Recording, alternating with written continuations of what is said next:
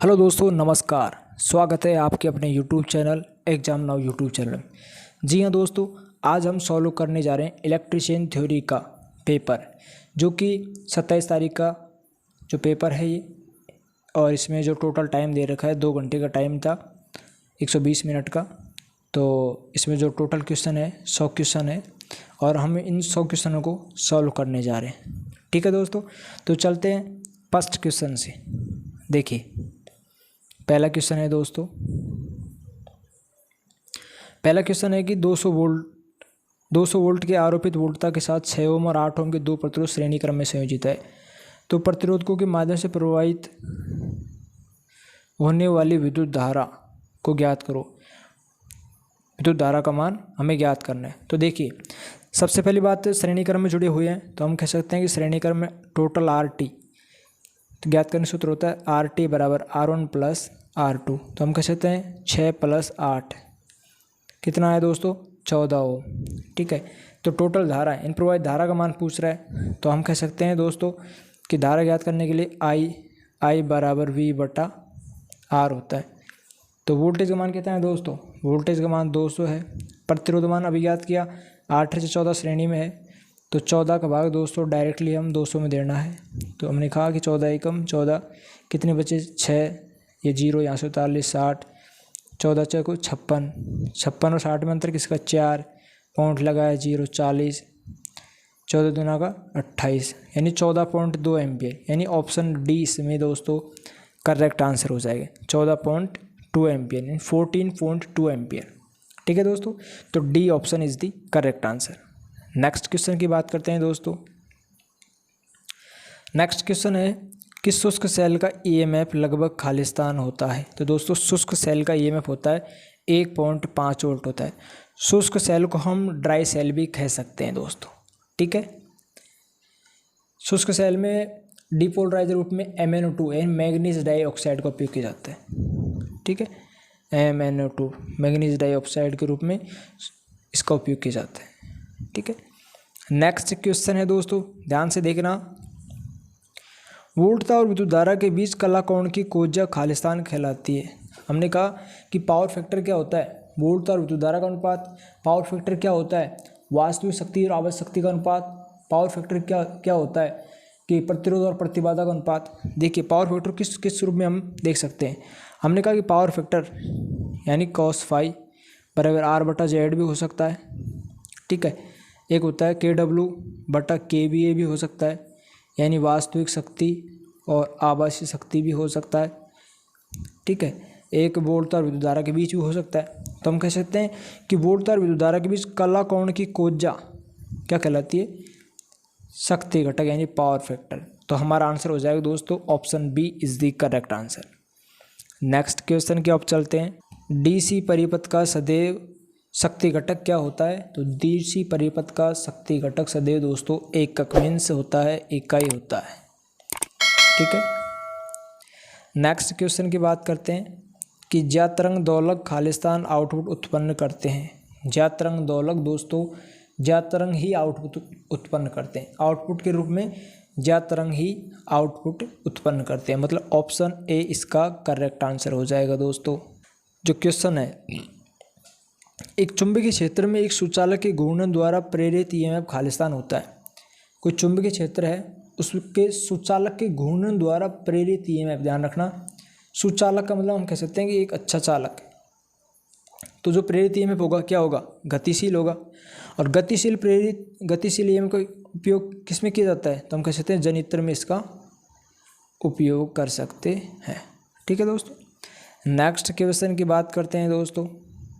देखिए, next question है, यदि 230 वोल्ट एसी आपूर्ति से 230 वोल्ट डीसी श्रेणी मोटर संयोजित होती है तो क्या होता है। देखो, ये बोल रहा है कि 230 वोल्ट एसी आपूर्ति से 230 वोल्ट डीसी श्रेणी मोटर, तो हम कह सकते हैं जब एसी आपूर्ति से अगर डीसी श्रेणी मोटर को संयोजित करेंगे तो क्या होगी कि मोटर कम दक्षता और अधिक चिंगारी के साथ चलेगी दोस्तों। मोटर कम दक्षता और अधिक चिंगारी के साथ चलेगी। तो मतलब जो आपका आंसर होगा वो होगा ऑप्शन बी। ऑप्शन बी आपका दोस्तों करेक्ट आंसर हो जाएगा। ठीक है, नेक्स्ट क्वेश्चन की ओर चलते हैं दोस्तों। यदि एक परमाणु के संयोजी इलेक्ट्रॉन की संख्या 4 से कम है तो पदार्थ खालिस्तान कहलाता है। देखिए क्वेश्चन ने कहा यदि एक परमाणु की संयोजी इलेक्ट्रॉन की संख्या 4 से कम है, हमने कहा 4 से कम का मतलब क्या हुआ, चालक हुआ, मतलब संयोजी इलेक्ट्रॉन की संख्या कितनी हुई, 1 या 2। फिर बात करते हैं अर्धचालक। अर्धचालक में कितना होता है, संयोजी इलेक्ट्रॉन की संख्या 4 होती है। एक होता है अचालक या कुचालक, तो हम इसको कह सकते हैं इसमें 8 होता है। तो इस प्रकार हम इसको समझ सकते हैं। तो संयोजी इलेक्ट्रॉन की संख्या 4 से कम है तो पदार्थ खालिस्तान कहलाएगा। सुचालक, सुचालक या अचालक ध्यान रखना एक ही बात है। अर्धचालक अलग होता है और कुचालक और अचालक का मतलब ही एक ही होता है। ठीक है, तो इसमें आपका आंसर होगा वो दोस्तों ए ऑप्शन आपका करेक्ट आंसर हो जाएगा। नेक्स्ट क्वेश्चन है दोस्तों कि 400 Hz की आवृत्ति के लिए समय अवधि कितनी होती है, मतलब टाइम पीरियड समय अंतराल याद करवा रहा है। तो समय अवधि के लिए T बराबर 1/f होता है, यानी समय अंतराल फ्रिक्वेंसी के विलोमानुपाती। फ्रिक्वेंसी का मान दे रहा है 400, तो 400 का भाग देना है 1 में। हमने कहा पॉइंट लगाया है 0 या फिर 0 0 या 0, तो यहाँ भी 0, तो हम कह सकते हैं 4 दूनी के 8 यानी 800। बच्चे कितने 200 पॉइंट, फिर एक 0 और उतार ली तो हम कहते 4 पंजे 20 यानी 0.0025, यानी ऑप्शन ए आपका करेक्ट आंसर हो जाएगा दोस्तों। ध्यान रखना 0.0025, दो ऑप्शन इसमें सेम है, ध्यान रखना। एक होता है 0.025 एक ऑप्शन, एक है 0.0025। तो हमारा जो आंसर होगा वो ए ऑप्शन करेक्ट आंसर होगा। ठीक है, देखिए नेक्स्ट क्वेश्चन है कि प्रेरणिक प्रतिघात खालिस्तान के लिए सूत्र द्वारा निर्धारित किया जाता है। प्रेरणिक प्रतिघात है ना, तो हम कह सकते हैं कि एक्सएल बराबर होता है दोस्तों 2πfl। एक होता है XC, ध्यान रखना बहुत बार क्या होते हैं कन्फ्यूज हो जाते हैं। तो एक्सएल बराबर होगा 2πfl, जबकि XC बराबर होगा 1/2πfc होता है। इसमें अगर फ्रिक्वेंसी का मान बढ़ाएंगे तो एक्सएल का मान बढ़ेगा, जबकि अगर इसमें फ्रिक्वेंसी का मान बढ़ाएंगे तो XC का मान घटेगा, यानी कैपेसिटिव रिएक्टेंस का मान घटेगा, जबकि जो प्रेरणिक प्रतिघात है उसका मान क्या होगा, बढ़ेगा। ठीक है, इस प्रकार सूत्र। तो हम कह सकते हैं कि जो एक्सएल का सूत्र होगा तो ऑप्शन में दिए हुए होंगे, देखो ये रहा 2πfl इसमें हो जाएगा, मतलब बी ऑप्शन इसमें करेक्ट आंसर हो जाएगा। ठीक है, नेक्स्ट क्वेश्चन पे चलते हैं। नेक्स्ट क्वेश्चन है दोस्तों ल्यूमन प्रति वाट खालिस्तान की इकाई है। ल्यूमन प्रति वाट दोस्तों होती है दीप्त दक्षता की। किसकी होती है दोस्तों, दीप्त दक्षता की। कितनी होती है ल्यूमन प्रति वाट में। हमने कहा किसी लैंप की क्षमता किसमें दर्शाई जाएगी, जैसे किसी लैंप की क्षमता है, सोडियम वेपर लैंप की क्षमता कितनी 50 ल्यूमन प्रति वाट। तो इस प्रकार फ्लोरोसेंट लैंप की क्षमता कितनी होती है 60 से 65 ल्यूमन प्रति वाट। तो हम कह सकते हैं कि जो दीप्त दक्षता होती है ल्यूमन प्रति वाट में होती है, ध्यान रखना। ठीक है, देखो इसमें क्वेश्चन बनते हैं। एक क्वेश्चन आता है कि प्रतिदीप्ति पुंज, प्रतिदीप्ति पुंज को कह सकते हैं ल्यूमन फ्लक्स। तो इसका मात्रा क्या होगा, लूमन। एक होता है प्रतिदीप्ति, तो प्रतिदीप्ति का मात्रा क्या होता है, लक्स होता है, लक्स या ल्यूमन प्रति मीटर स्क्वायर। एक होता है ज्योति तीव्रता, तो ज्योति तीव्रता का मात्रा होता है कैंडेला। ठीक है, और एक कैंडेला बराबर 4/5 होता है, एक कैंडेला बराबर 1:4/5 होता है। ठीक है, तो देखो नेक्स्ट क्वेश्चन की बात करते हैं। इसमें जो 11वां क्वेश्चन है इसका आंसर क्या होगा कि ल्यूमन प्रति वाट खालिस्तान की इकाई है, तो हम कहते हैं दीप्त दक्षता की, मतलब ऑप्शन डी इसमें करेक्ट आंसर हो जाएगा। नेक्स्ट क्वेश्चन है कि कोणीय वेग ओमेगा खालिस्तान के सूत्र द्वारा ज्ञात किया जाता है। कोणीय वेग ओमेगा की खालिस्तान सूत्र द्वारा गणना की जाती है। तो हम कह सकते हैं दोस्तों ओमेगा बराबर होता है 2πf रेडियंस प्रति सेकंड होता है। तो मतलब कौन सा ऑप्शन है इसमें दिया हुआ है, सी ऑप्शन, मतलब C option is the correct answer होगा, ध्यान रखना 2πf रेडियंस प्रति सेकंड।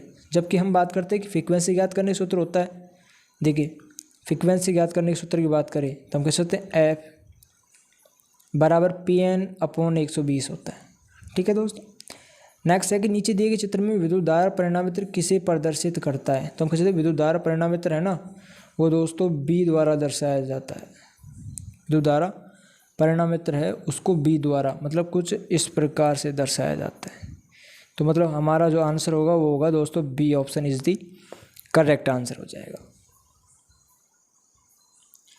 नेक्स्ट क्वेश्चन है, देखिए दोस्तों नेक्स्ट क्वेश्चन, यदि दो संधारित्र C1 व C2 श्रेणी क्रम में संयोजित है तो समतुल्य धारिता होगी। तो देखो दो संधारित्र हैं तो श्रेणी क्रम में तो हम कह सकते हैं समानांतर सूत्र लगा सकते हैं। दो हैं तो CT बराबर C1 इंटू C2 बटे C1 प्लस C2। अब ये सूत्र जिस भी ऑप्शन में उस पर टिक कर देना आप, सिंपल सी बात है। तो हमने कहा कि C1 इंटू C2 बटा C1 प्लस C2, मतलब ऑप्शन इसमें C करेक्ट हो जाएगा, ध्यान रखना option C is the correct answer. Next question के ऊपर बात करते हैं दोस्तों। नेक्स्ट क्वेश्चन है कि बैटरी आवेशरण के लिए विद्युत अपघट्ट को तैयार करते समय सल्फ्यूरिक अम्ल को खालिस्तान में धीरे धीरे मिलाया जाता है। तो हम कह सकते हैं सल्फ्यूरिक अम्ल को आसूत जल, किसमें, आसूत जल में धीरे धीरे मिलाया जाता है। हम कह सकते हैं कि सल्फ्यूरिक अम्ल यानी H2SO4, या हम इसको कह सकते हैं तनुगंधक अम्ल, और H2O यानी जल।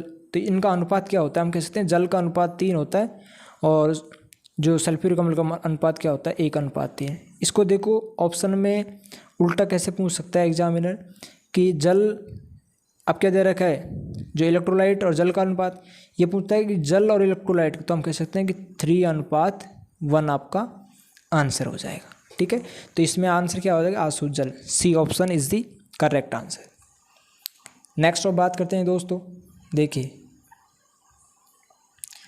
नेक्स्ट जो क्वेश्चन है, देखिए क्वेश्चन कह रहा है कि वह टर्मिनल जहाँ से 3 या अधिक शाखाएं मिलती है खालिस्तान के रूप में जाना जाता है। वह टर्मिनल जहाँ से 3 या अधिक शाखाएं मिलती हैं वो दोस्तों नोड के रूप में जाना जाता है, ध्यान रखना, किसके रूप में, नोड के रूप में जाना जाता है। तो ऑप्शन ए इसमें करेक्ट आंसर हो जाएगा।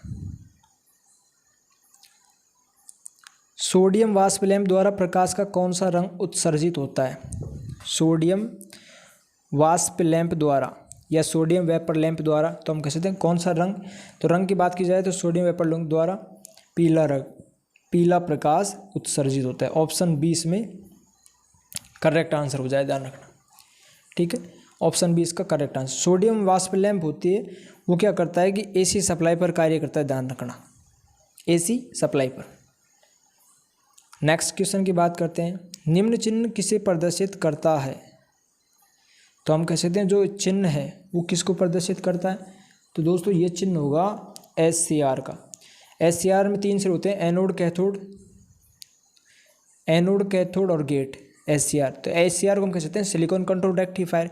तो मतलब हमारा आंसर होगा वो होगा B option is the correct answer, an silicon control rectifier, SCR इसको कह सकते हैं। ये क्या है कि एक धारा नियंत्रण युक्ति है। ठीक है, नेक्स्ट क्वेश्चन के ऊपर बात करते हैं। देखिए दोस्तों थोड़ा जूम कर लेते हैं इसको। नेक्स्ट क्वेश्चन है कि उस उपकरण का क्या नाम है जो ध्वनि तरंगों को विद्युत तरंगों में परिवर्तित करता है।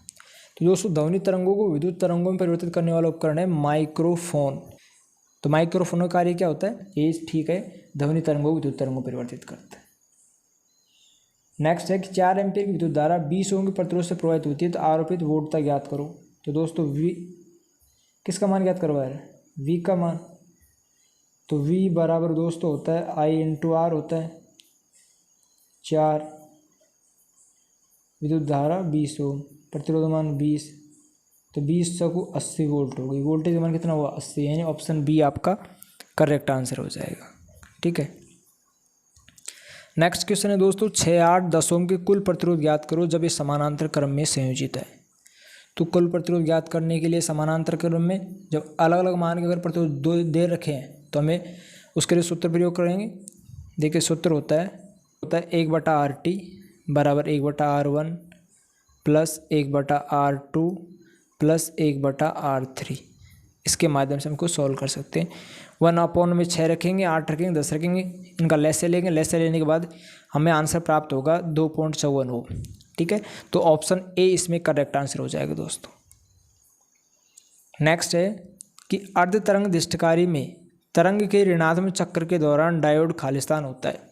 तरंग के ऋणात्मक चक्र के दौरान डायोड रिवर्स्ड बायस को हम कह सकते हैं पश्च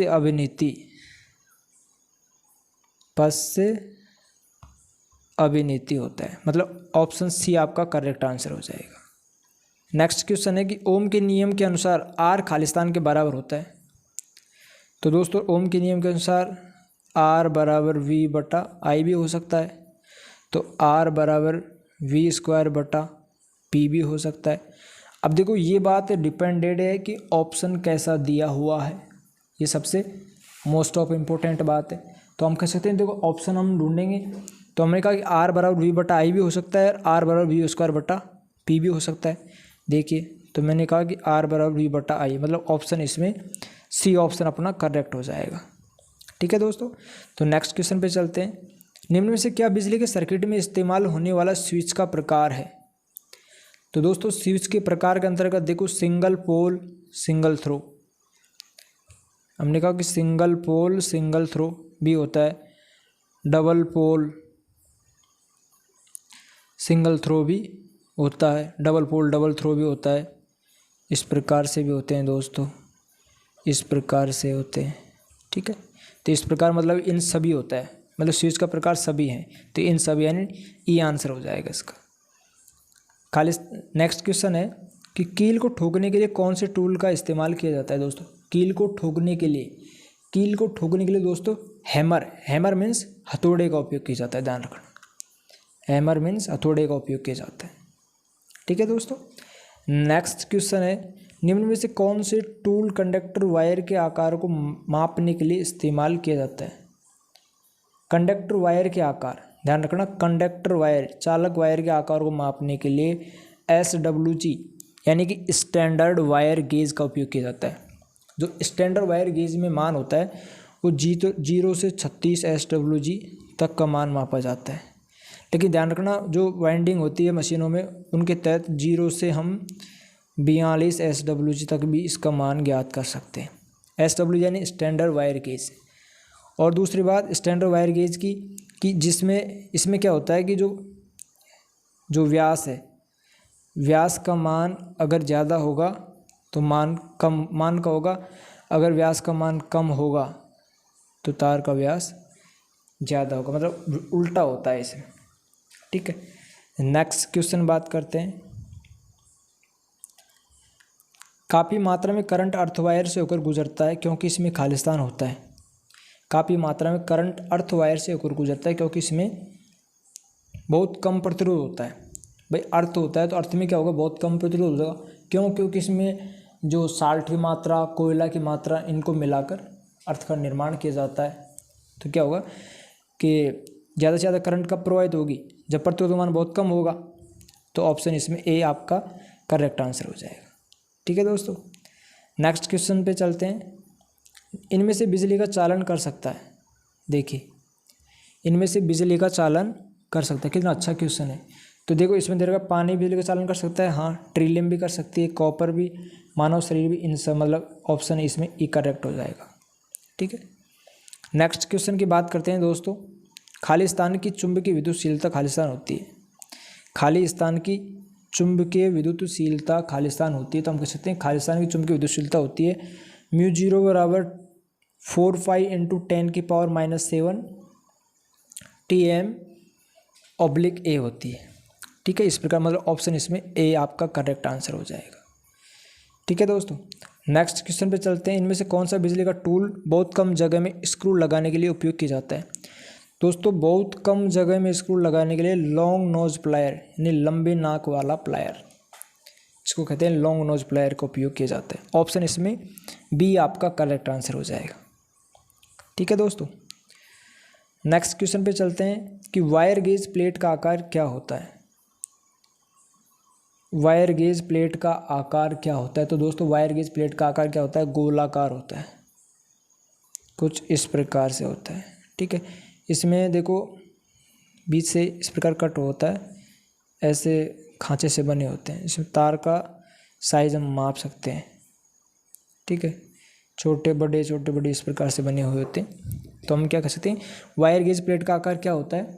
तो वायर गेज प्लेट का आकार दोस्तों गोलाकार होता है। ठीक है, नेक्स्ट क्वेश्चन पे चलते हैं। पंखा करंट के खालिस्तान प्रभाव के कारण घूमता है। पंखा करंट के चुंबकीय प्रभाव के कारण घूमता है दोस्तों। पंखा करंट के चुंबकीय प्रभाव के कारण घूमता है, तो ऑप्शन ए इसका करेक्ट आंसर हो जाएगा। ठीक है, नेक्स्ट क्वेश्चन पे चलते हैं। वह सर्किट जिसकी प्रॉपर्टी दोनों दिशाओं में एक समान होती है उसे खालिस्तान कहा जाता है दोस्तों। वह सर्किट जिसकी प्रॉपर्टी दोनों दिशाओं में एक समान होती है उसे दोस्तों द्विपक्षीय सर्किट कहा जाता है। ध्यान रखना, क्या? द्विपक्षीय सर्किट, यानी ऑप्शन डी आपका करेक्ट आंसर हो जाएगा। नेक्स्ट क्वेश्चन लेते हैं दोस्तों। देखिए, सर्किट में खींचे गए कुल करंट का पता कीजिए। ठीक है, करंट का पता करना है दोस्तों, कुल करंट यानी I T and total current. तो हम कह सकते हैं कि आई बराबर वी बटे आर। अब देखिए भाई, वोल्टेज का मान यहाँ है, ये प्लस और ये माइनस है, तो हमने कहा कि जो विद्युत धारा प्रवाह के लिए मार्ग तो क्या है, एक ही है। समझ सकते हैं हम। तो हमने कहा कि जो विद्युत धारा प्रवाह के लिए मार्ग किस में होता है, एक किस में होता है, श्रेणी क्रम में। तो हम कह सकते हैं श्रेणी क्रम में टोटल आर टी ज्ञात करने का सूत्र होता है दोस्तों। देखिए, आर टी बराबर होता है दोस्तों R1 plus R2 plus R3, इस प्रकार से हो सकता है। तो हम कह सकते हैं कि 10 और 3 13 और 5 18, मतलब टोटल जो RT हो गया कितना आ गया, 18 ओम आ गया। तो हमसे कहा कि IT एंड टोटल धारा पूछनी है, तो हम कह सकते हैं IT बराबर V अपॉन RT। वोल्टेज का मान कितना है, 9। ठीक है, और टोटल प्रतिरोध कितना है, 18। 18 का 9 में भाग दिया, नहीं ज़्यादा पॉइंट लगाया यहाँ 0। 18 पंज 90, यानी 0.5 एम्पियर देख लो इसमें, यानी 0.5 किलो में दे रखा है, तो मान मिली एम्पियर में आ जाएगा। यानी ऑप्शन ई इसमें दोस्तों करेक्ट आंसर है। ऑप्शन ई इसमें करेक्ट आंसर हो जाएगा।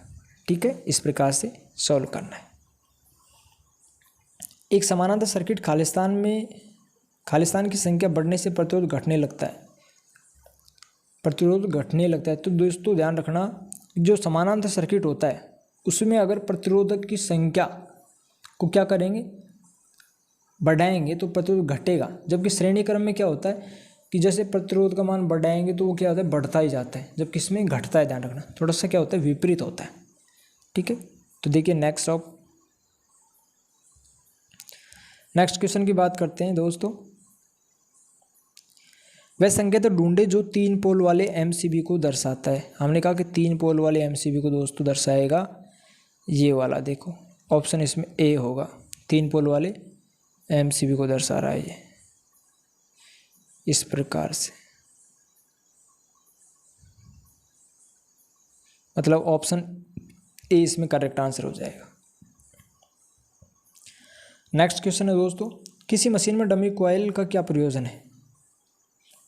किसी मशीन में डमी कॉइल का क्या प्रयोजन है। तो डमी कॉइल क्या करती है, आर्मेचर, या हम कह सकते हैं कि डमी कॉइल कार्य क्या होता है, यांत्रिक संतुलन स्थापित करना। यांत्रिक संतुलन स्थापित करना, यानी ऑप्शन सी इसमें करेक्ट आंसर हो जाएगा। नेक्स्ट क्वेश्चन है कि इन्वर्टर एक ऐसा सर्किट है जो खालिस्तान में परिवर्तित करता है। तो हम कह सकते हैं एक होता है रेक्टिफायर। ध्यान रखना, देखो कुछ बता देता हूँ आपको मैं। रेक्टिफायर क्या करता है कि एसी को डीसी में बदलता है। हम कहते हैं इन्वर्टर क्या करता है दोस्तों, डीसी को एसी में बदलता है। बात की जाए कम्यूटेटर क्या करता है, एसी को डीसी में और फिर डीसी को एसी में, मतलब दोनों प्रकार से वो बदल सकता है। ठीक है, एक होता है चॉपर क्या करता है कि डीसी को परिवर्तित डीसी में बदलता है। ध्यान रखना, ये किसका कार्य होता है, चॉपर का कार्य होता है। नेक्स्ट क्वेश्चन की बात करते हैं, एक डीसी जनरेटर में कम्यूटेटर का कार्य क्या होता है।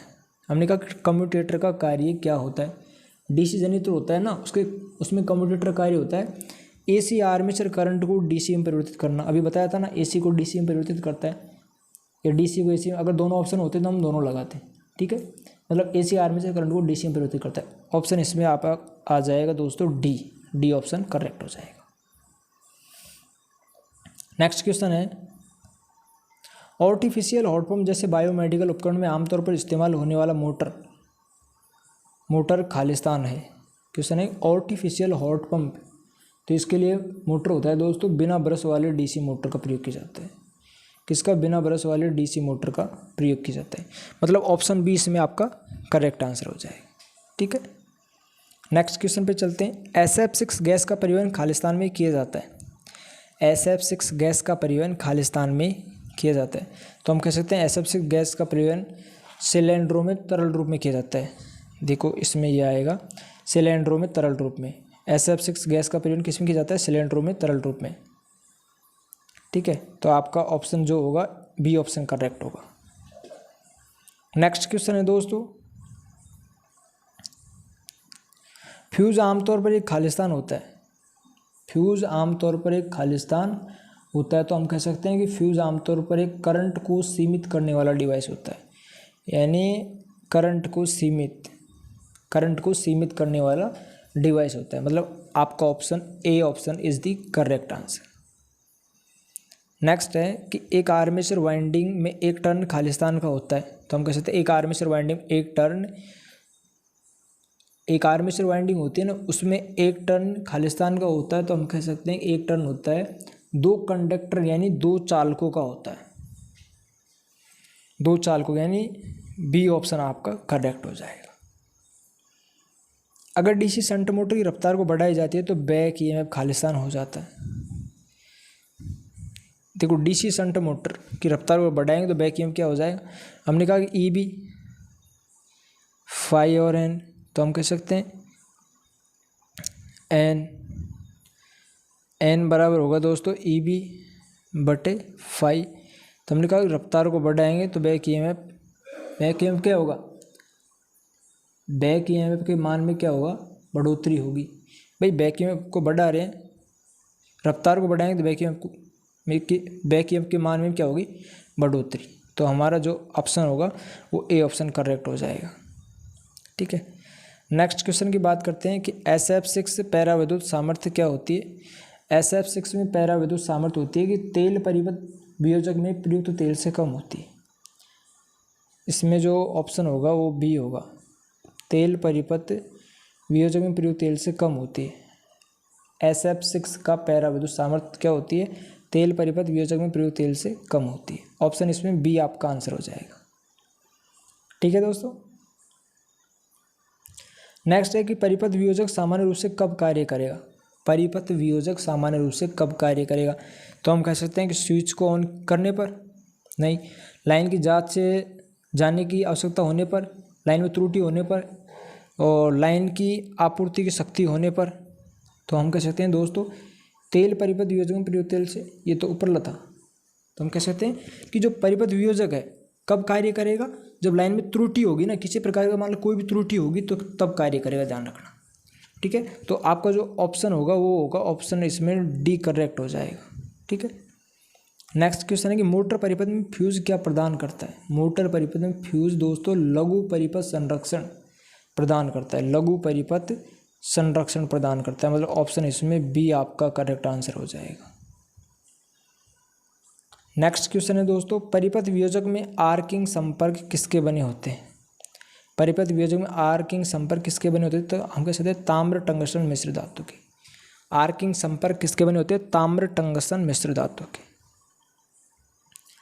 नेक्स्ट क्वेश्चन है दोस्तों कि मोहर रिले किसके लिए प्रयुक्त किए जाते हैं। मोहर रिले किसके लिए प्रयुक्त किए जाते हैं? तो हम कह सकते हैं दोस्तों मोहर रिले ट्रांसमिशन लाइनों के लिए प्रयुक्त किए जाते हैं। ऑप्शन इसमें सी करेक्ट आंसर हो जाएगा। नेक्स्ट क्वेश्चन है कि अधिकांश फ्यूज धारा के खालिस्तान प्रभाव के कारण संचालित होते हैं। तो हम कह सकते हैं दोस्तों अधिकांश फ्यूज धारा के तापक प्रभाव के कारण संचालित होती है। तापक प्रभाव के कारण संचालित होती है। नेक्स्ट क्वेश्चन है श्रेणी मोटर के संबंध में निम्न में से कौन सा कथन सत्य है। श्रेणी मोटर के संबंध में निम्न में से कौन सा कथन सत्य है? तो हम कह सकते हैं कि जो श्रेणी मोटर है इसकी क्षेत्र वाइंडिंग में कम संख्या के मोटे तार होते हैं। देखो हम इसको वैसे समझ भी सकते हैं कि इसकी क्षेत्र वाइंडिंग में कम संख्या मोटे तार होते हैं, मतलब ऑप्शन इसका डी करेक्ट आंसर हो जाएगा। लेकिन देखो श्रेणी मोटर का डायग्राम बना लेते हैं हम। देखिए श्रेणी मोटर का, तो हमने देखा कि ये क्या हो गया, आर्मेचर हो गया, ये क्या होगा, श्रेणी मोटर हो गई, और ये कुछ सप्लाई हो गई। तो हम कह सकते हैं जो श्रेणी मोटर है इसमें क्या होती है, जो इसकी क्षेत्र वाइंडिंग होती है उसमें कम संख्या में मोटे तार, यानी मोटे तार, देखो मोटे तार और कम टर्न है।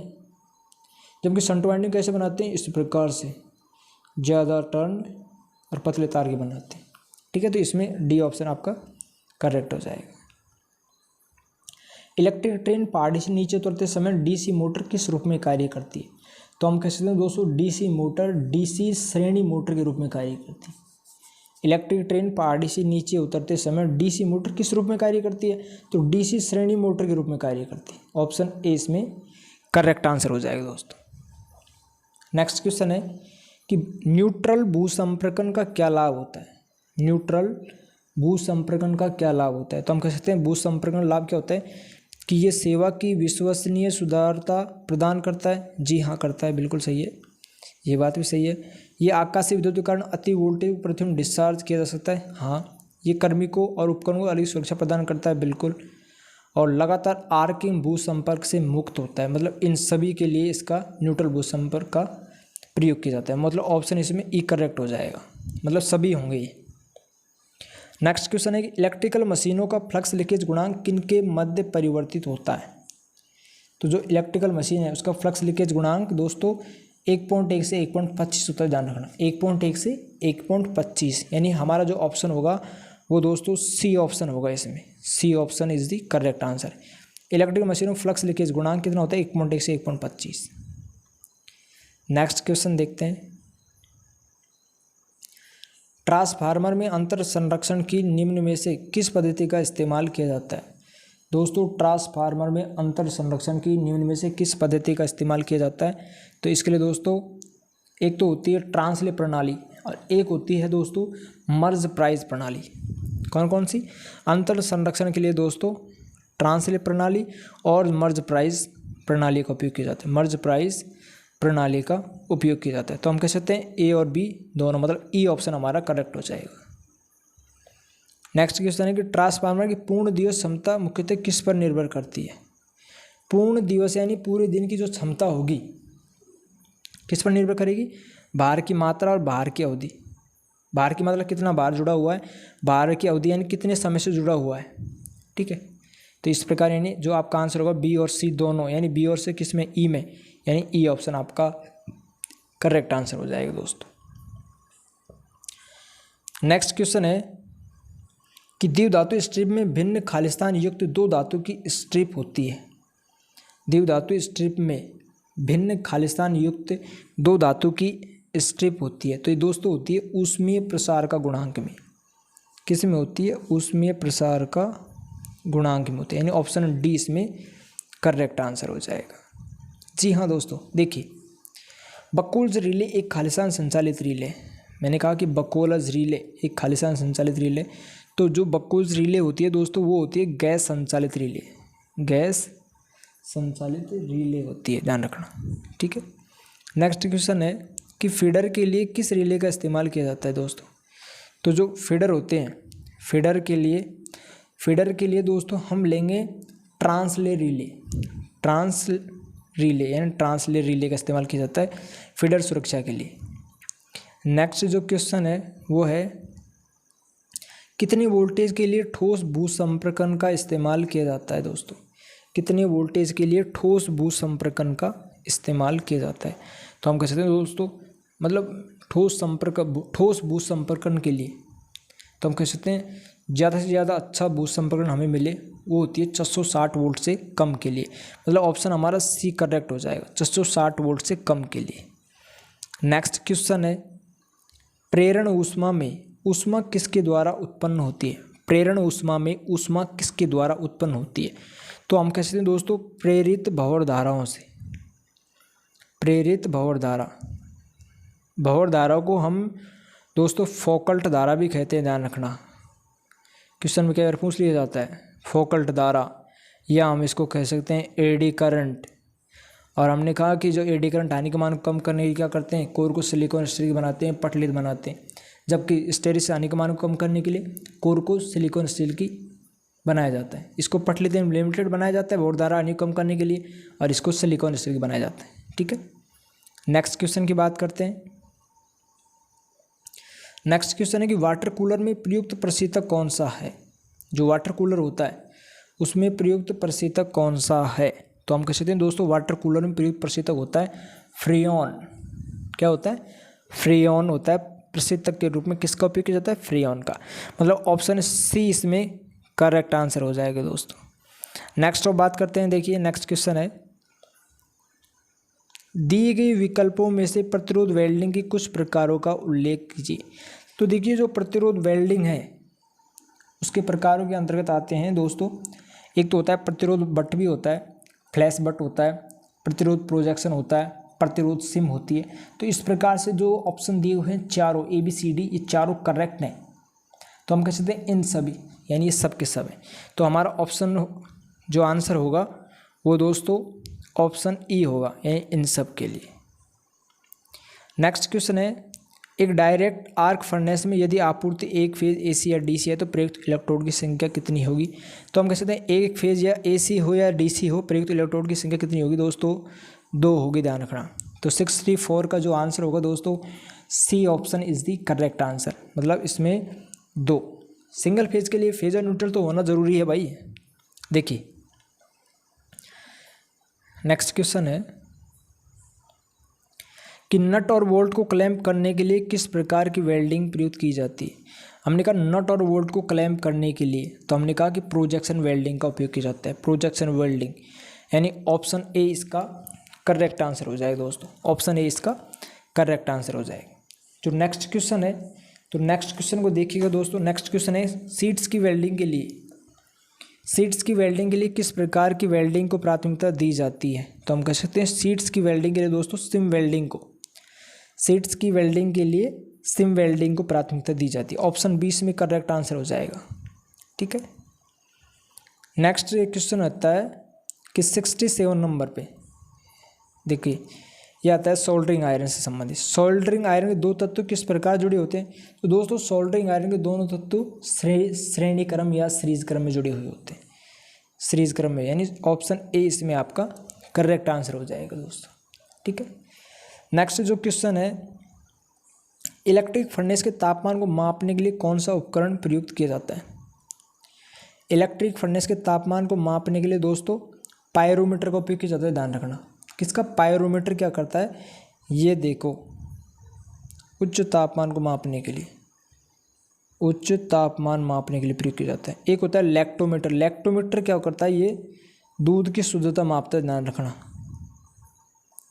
दूध की शुद्धता। मल्टीमीटर, मल्टीमीटर को दोस्तों हम कह सकते हैं AVO। देखिए मल्टीमीटर है ना, इसको हम कह सकते हैं AVO, यानी एम्पियर वोल्टेज और ओम यानी प्रतिरोध मान ज्ञात करने के लिए इसका उपयोग किया जाता है। ठीक है। नेक्स्ट क्वेश्चन की बात करते हैं दोस्तों, घरेलू रेफ्रिजरेटर में प्रयुक्त प्रशीतक कौन सा है। तो जी हाँ दोस्तों, घरेलू रेफ्रिजरेटर में प्रयुक्त प्रशीतक कौन सा है। तो इसमें आपका आंसर होना चाहिए दोस्तों फ्रीऑन 12, फ्रीऑन 12 इसका करेक्ट आंसर होगा। ओके। नेक्स्ट क्वेश्चन की बात करते हैं 70 नंबर जो क्वेश्चन है वो देखिए, आर्क वेल्डिंग की वोल्टेज करंट की विशेषताएं किस प्रकार की होनी चाहिए। हमने कहा आर्क वेल्डिंग, तो आर्क वेल्डिंग के लिए हम किस प्रकार का जनरेटर प्रयोग करेंगे, डिफरेंशियल कंपाउंड जनरेटर। जो डिफरेंशियल कंपाउंड जनरेटर क्या करते हैं, उसमें एक ड्यूपिंग प्रकार की विशेषताएं होती है, मतलब भार के अनुसार झुकाव होता है उसके अनुसार। ठीक है। तो आर्क वेल्डिंग की वोल्टेज करंट की विशेषता किस प्रकार की होनी चाहिए, तो हम कह सकते हैं इसमें वोल्टेज करंट की विशेषता डोपिंग प्रकार की होनी चाहिए। तो ऑप्शन 20 में करेक्ट आंसर हो जाएगा। नेक्स्ट जो क्वेश्चन है दोस्तों देखिए, करंट ट्रांसफार्मर घरेलू रेफ्रिजरेटर का मूल घटक निम्नलिखित में से कौन सा है। घरेलू रेफ्रिजरेटर का मूल घटक कौन सा है। तो हम कह सकते हैं इवेपरेटर कॉइल भी होती है घरेलू रेफ्रिजरेटर में, कंडेंसर एंड संधारित्र भी होता है, कंप्रेसर भी होता है, एक्सपेंशन डिवाइस भी होती है, मतलब सबकी सब होती है। तो हम कह सकते हैं मूल घटक के रूप में इन चारों का उपयोग किया जाता है। मतलब ऑप्शन ई इसमें करेक्ट आंसर हो जाएगा दोस्तों आपका। नेक्स्ट क्वेश्चन है उसको देखते हैं कि स्टोरेज प्रकार के वाटर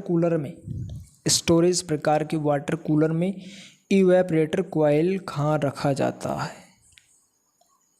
देखिए, स्टोरेज प्रकार के वाटर कूलर में इवेपोरेटर कॉइल कहाँ रखा जाता है? तो हम कह सकते हैं दोस्तों, जो इवेपोरेटर कॉइल रखने के स्थान कहाँ पे है कि स्टोरेज टैंक की दीवारों पर टाँका लगाकर रखा जाता है। यानी स्टोरेज टैंक की दीवारों पर टाँका लगाकर, स्टोरेज टैंक की दीवारों पर टाँका लगाकर रखा जाता है। ऑप्शन बी इसमें करेक्ट आंसर हो जाएगा। नेक्स्ट क्वेश्चन है, एक प्रशीतन प्रणाली में एक्सपेंशन वाल्व का क्या कार्य होता है? एक्सपेंशन वाल्व का क्या कार्य होता है? हम कह सकते हैं इसका कार्य, एक्सपेंशन वाल्व का कार्य होता है वो किया जाता है कैपिलरी ट्यूब में किसका उपयोग किया जाता है। ठीक है, देखिए जो क्वेश्चन है, आधुनिक घरेलू रेफ्रिजरेटर में एक्सपेंशन वाल्व को किस में बदल दिया जाता है? तो हम कह सकते हैं एक्सपेंशन वाल्व को कैपिलरी ट्यूब में बदल दिया जाता है। नेक्स्ट क्वेश्चन है कि एक फैराड खालिस्तान के बराबर होता है? तो एक फैराड दोस्तों 96,500 फैराड के बराबर होता है। ठीक है, धारिता 96,500 के बराबर होता है। नेक्स्ट जो क्वेश्चन है वो क्वेश्चन है दोस्तों, देखिए, इलेक्ट्रिक आर्क फर्नेस में प्रयुक्त इलेक्ट्रोड कौन सा होता है? इलेक्ट्रिक आर्क फर्नेस में प्रयुक्त इलेक्ट्रोड दोस्तों कार्बन होता है, ध्यान रखना। किसका उपयोग किया जाता है? कार्बन का। मतलब ऑप्शन सी इसमें आपका करेक्ट आंसर होगा। ठीक है, देखिए नेक्स्ट बात करते हैं कि विद्युत की विशिष्ट ऊष्मा के रूप में निम्नलिखित में से किसे जाना जाता है? दोस्तों, विद्युत की विशिष्ट ऊष्मा के रूप में दोस्तों थॉमसन प्रभाव को, किसको? थॉमसन प्रभाव को जाना जाता है। तो ऑप्शन ए इसमें करेक्ट आंसर हो जाएगा। नेक्स्ट क्वेश्चन की और बात करते हैं। नेक्स्ट क्वेश्चन है, जब लेड एसिड बैटरी पूरी तरह चार्ज की गई स्थिति में होती है तो इसकी धनात्मक प्लेट का रंग कैसा होता है? देखो, पूरी तरह अगर चार्ज की गई होगी तो धनात्मक प्लेट का रंग होता है दोस्तों गहरा भूरा। एक इसी प्रकार क्वेश्चन था, उसमें आंसर ऑप्शन दे रखा था भूरा, ओनली भूरा था, तो उसमें भूरा ही माना है बोर्ड ने। इसमें गहरा भूरा है तो गहरा भूरा तो करेक्ट तो है ही इसका, इसको ज़्यादा हम मान्यता देंगे तो गहरा भूरा। एक होता है ग्रे, गहरा ग्रे, तो ये तो गलत हो जाएगा, ध्यान रखना। तो क्या होगा? गहरा भूरा इसका करेक्ट आंसर हो जाएगा। ठीक है, और देखो लेड एसिड बैटरी के बारे में थोड़ी सी बात कीजिए। एक होती है फुल चार्ज अवस्था, एक हाफ चार्ज और एक होती है डिस्चार्ज। फुल चार्ज में लेड एसिड बैटरी का विद्युत भाग 2.2 और इसका 2 और इसमें 1.8 होता है। इस प्रकार से हम इसका मान ज्ञात कर सकते हैं, इस प्रकार इसका मान होता है। ठीक है, अब देखिए नेक्स्ट जो क्वेश्चन है, एम्पियर की इकाई क्या है? तो एम्पियर की इकाई क्या है? करंट है। एम्पियर को आई द्वारा दर्शाया जाता है और जो इसकी इकाई करंट होती है। एम्पियर मीटर को हम श्रेणी क्रम में संयोजित करते हैं। ठीक है, जो एम्पियर मीटर श्रेणी क्रम में, तो एमीटर होता है, एक होता है एम्पियर मीटर, एक होता है एमीटर। तो एमीटर में क्या होता है? एमीटर की जो वाइंडिंग होती है वो मोटे तार व कम टर्न की बनाई जाती है। एमीटर की वाइंडिंग मोटे तार व कम टर्न की बनाई जाती है। एमीटर को परिपथ के श्रेणी क्रम में संयोजित किया जाता है। ठीक है, नेक्स्ट क्वेश्चन है कि इलेक्ट्रोप्लेटिंग किस सिद्धांत पर काम करती है? तो दोस्तों इलेक्ट्रोप्लेटिंग फैराडे का विद्युत अपघटन के नियम पर, फैराडे का विद्युत अपघटन के नियम पर निर्भर करती है इलेक्ट्रोप्लेटिंग। तो ऑप्शन 20 में करेक्ट आंसर हो जाएगा। नेक्स्ट है कि इलेक्ट्रोप्लेटिंग के लिए एक बफरिंग मशीन की गति क्या होनी चाहिए? दोस्तों इलेक्ट्रोप्लेटिंग के लिए बफरिंग मशीन की गति उच्च होनी चाहिए। ठीक है, इलेक्ट्रोप्लेटिंग के लिए एक बफरिंग मशीन की गति उच्च होनी चाहिए। नेक्स्ट बात करते हैं, एक इलेक्ट्रोलाइट में विद्युत प्रवाह खालिस्तान के माध्यम से प्रवाहित होता है। एक इलेक्ट्रोलाइट में विद्युत का प्रवाह खालिस्तान के माध्यम से प्रवाहित होता है, तो हम कह सकते हैं इलेक्ट्रोलाइट में धनात्मक और ऋणात्मक आयन के माध्यम से होता है। ठीक है, तो धनात्मक और ऋणात्मक आयन के माध्यम से। एक होता है जो विद्युत धारा का प्रवाह होता है वो धनायन से ऋणायन की ओर, जबकि जो इलेक्ट्रॉन का प्रवाह होता है वो ऋणायन से धनायन की ओर होता है, ध्यान रखना। ठीक है, नेक्स्ट बात करते हैं, निकिल प्लेटिंग के लिए एनोड किसका बना होता है? निकिल प्लेटिंग के लिए एनोड किसका बना होता है? देखिए, निकिल प्लेटिंग के लिए एनोड किसका बना होता है? तो निकिल प्लेटिंग के लिए एनोड किसका बनाते हैं? तो हम कह सकते हैं निकिल प्लेटिंग के लिए एनोड शुद्ध निकिल का बना लेंगे हम। किसका बना होता है? शुद्ध निकिल का बना होता है। तो ऑप्शन इसमें बी ऑप्शन आपका करेक्ट आंसर हो जाएगा। ठीक है, नेक्स्ट क्वेश्चन है, शुरुआत में कौन से उपकरण को उच्च वोल्टेज की आवश्यकता होती है? शुरुआत में कौन से उपकरण को उच्च वोल्टेज की आवश्यकता होती है? तो हम कह सकते हैं शुरुआत में जो उपकरण होता है वो होता है दोस्तों लाइटिंग एरेस्टर। लाइटिंग एरेस्टर को क्या होती है? उच्च वोल्टेज की आवश्यकता होती है। लाइटिंग एरेस्टर को उच्च वोल्टेज की आवश्यकता होती है। ऑप्शन डी इसमें करेक्ट आंसर हो जाएगा। नेक्स्ट जो क्वेश्चन है, देखिए क्वेश्चन है कि आयनीकरण गेज खालिस्तान के मापन के लिए प्रयुक्त किया जाता है। तो हम कह सकते हैं आयनीकरण गेज है वो अत्यंत निम्न दाब के मापन के लिए प्रयुक्त किया जाता है। आयनीकरण गेज अत्यंत निम्न दाब के मापन के लिए प्रयुक्त किया जाता है। नेक्स्ट क्वेश्चन है कि नाइक्रोम तार का गलनांक खालिस्तान होता है। तो हम कह सकते हैं दोस्तों नाइक्रोम तार का गलनांक होता है 1400 डिग्री सेंटीग्रेड। ठीक है, 1400 डिग्री सेंटीग्रेड नाइक्रोम। नाइक्रोम क्या होता है? ये निकिल और क्रोमियम से मिलकर बनी होती है। नाइक्रोम निकिल प्लस क्रोमियम का क्या होती है? मिश्रण होती है। निकिल होता है इसमें 80% होता है, जबकि क्रोमियम होता है 20% का क्या होता है? मिश्रण होता है। ठीक है, नेक्स्ट क्वेश्चन की बात करते हैं। 1000 वाट का हीटर 2 घंटे चलाए जाने पर कितने यूनिट बिजली का उपभोग करेगा? जब 1000 वाट का हीटर 1 घंटे चलाते हैं तो हमें कितनी मिलती है? 1 यूनिट मिलती है। ठीक है, क्वेश्चन कह रहा है कि 1000 वाट का हीटर 2 घंटे चलाए जाने पर, तो हम कह सकते हैं कि 2 यूनिट बिजली का उपभोग करेगा। तो मतलब ऑप्शन बी इसमें आपका करेक्ट आंसर हो जाएगा, ऑप्शन बी। ठीक है दोस्तों, नेक्स्ट क्वेश्चन की बात करते हैं। जब कोई विद्युत आवेश बल का अनुभव करता है तो एक खालिस्तान होता है। जब कोई विद्युत आवेश बल का अनुभव करता है तो एक खालिस्तान होता है। जब कोई विद्युत आवेश अगर मान लीजिए बल का अनुभव करेगा तो क्या होगा? विद्युत क्षेत्र उत्पन्न होगा। ध्यान रखना, विद्युत क्षेत्र उत्पन्न होगा। ध्यान रखना, चुंबकीय क्षेत्र नहीं होगा, ये तो रॉन्ग आंसर है। दिस द करेक्ट आंसर, मतलब विद्युत क्षेत्र उत्पन्न होगा। नेक्स्ट क्वेश्चन की बात करते हैं कि उड़ते विमान द्वारा उत्पन्न ऊर्जा खालिस्तान कहलाती है। उड़ते विमान द्वारा उत्पन्न ऊर्जा खालिस्तान कहलाती है। तो हम कह सकते हैं उड़ते हुए विमान में देखो स्थितिज ऊर्जा भी होती है और गतिज ऊर्जा भी होती है। तो मतलब जो आपका आंसर होगा वो दोस्तों और आंसर होगा ई ऑप्शन, मतलब ए प्लस बी दोनों, मतलब स्थितिज ऊर्जा भी होती है और गतिज ऊर्जा भी होती है। ठीक है, नेक्स्ट क्वेश्चन की बात करते हैं। एक कैपेसिटर की समानांतर प्लेटों के बीच दूरी बढ़ा दिए जाने पर इसकी संधारिता यानी कैपेसिटेंस खालिस्तान हो जाएगा। इसका कैपेसिटेंस खालिस्तान हो जाएगा। तो हम कह सकते हैं कैपेसिटेंस क्या होगा? घट जाएगा। भाई समांतर प्लेटों के बीच की दूरी बढ़ाने की बात कह रहा है, तो हम कह सकते हैं जो कैपेसिटेंस है, देखिए कैपेसिटेंस यानी सी, तो सी बराबर हम कह सकते हैं सी बराबर 8.85 KA(n-1) T × 10⁸ होता है। तो प्लेटों के बीच की दूरी, ठीक है, तो कैपेसिटेंस क्या हो जाएगा? घट जाएगा। ध्यान रखना, कैपेसिटेंस क्या हो जाएगा?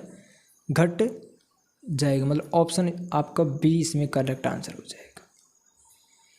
नेक्स्ट जो क्वेश्चन है, भारत में मुख्यतः प्रयुक्त धारा की आपूर्ति आवृत्ति खालिस्तान होती है। देखिए भारत की बात की जाए तो भारत में मुख्यतः प्रयुक्त धारा की आपूर्ति आवृत्ति यानी फ्रीक्वेंसी FRIQUENCY। तो देखो फ्रीक्वेंसी कितनी होती है? 50 Hz। जबकि बात करी जाए यूरोपीय देशों की, जैसे अमेरिका, ठीक है, तो अमेरिका कितनी होती है दोस्तों? फ्रीक्वेंसी, मानक फ्रीक्वेंसी होती है 60 Hz।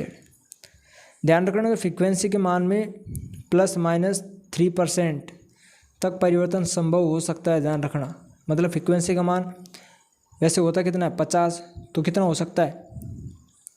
47, ठीक है, या फिर 50 से 53। मैंने कहा कि ±3%, 50 में 3 जुड़ सकता है, 50 में 3 घट भी सकता है। जबकि बात की जाए कि वोल्टता का मान की,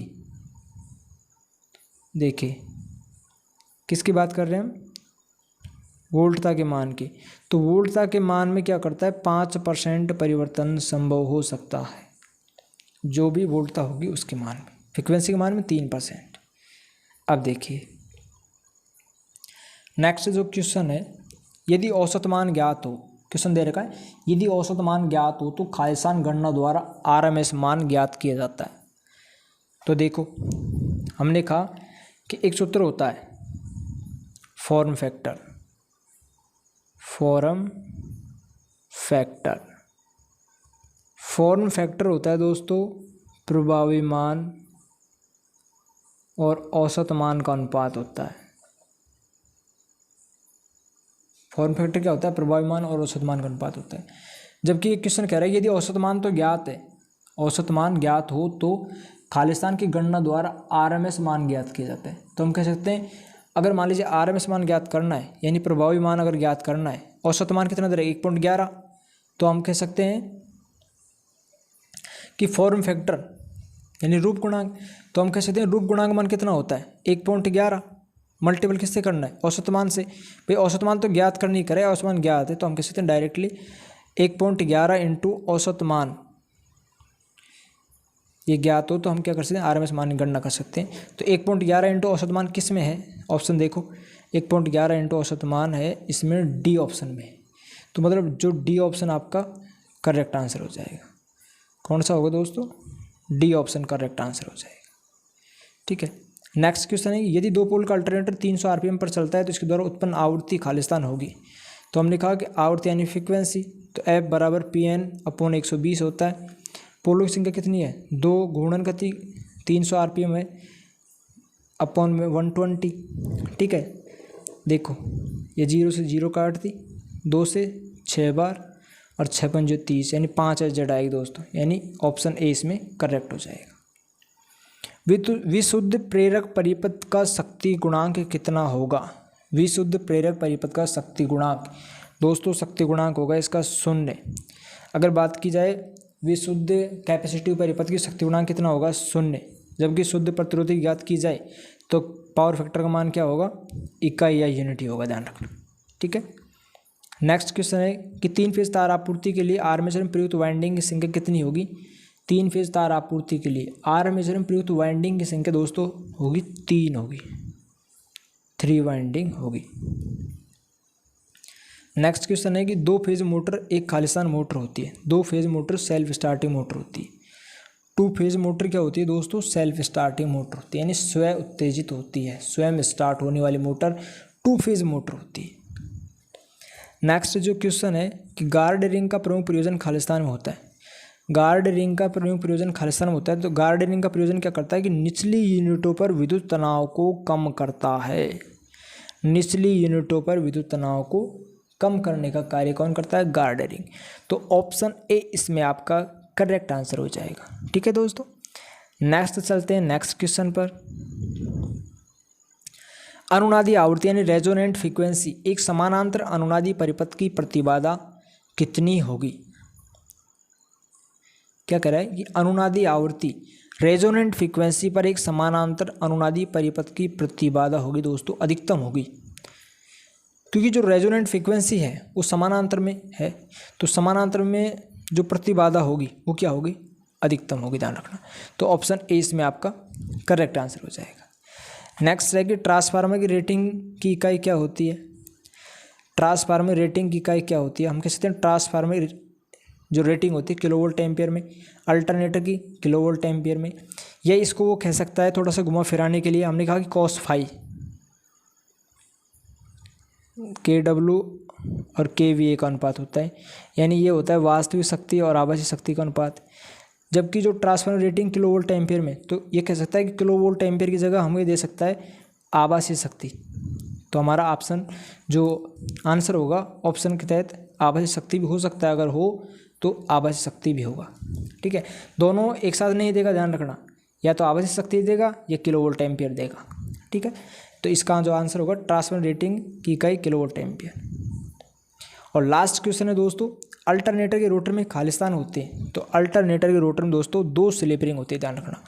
अल्टरनेटर के रोटर में 2 स्लिप रिंग होती है। अल्टरनेटर के रोटर में खालिस्तान होती है कि 2 स्लिप रिंग होती है।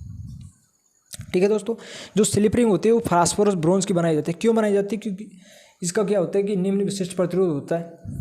ठीक है, और जो इसका निम्न ताप गुणांक वाले पदार्थ होते हैं, मतलब तापमान बढ़ेगा तो इसके पर कोई प्रभाव नहीं पड़ता, मतलब इसका प्रतिरोध नगण्य होता है।